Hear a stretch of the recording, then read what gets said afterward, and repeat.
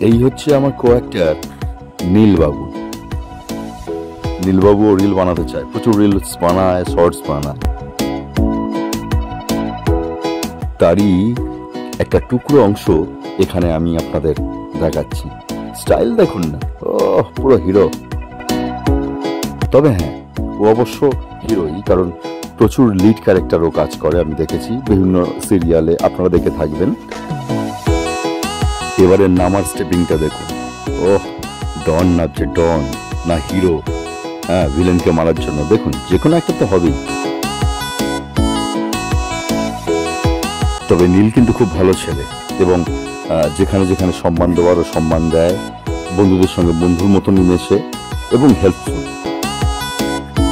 আর জানেন তো, খুব ভালো ডান্স করতে পারে, ওর ডান্স ইনস্টিটিউটও আছে। নীল ওর জীবনে আরো উন্নতি করুক, এই কামনাই করি।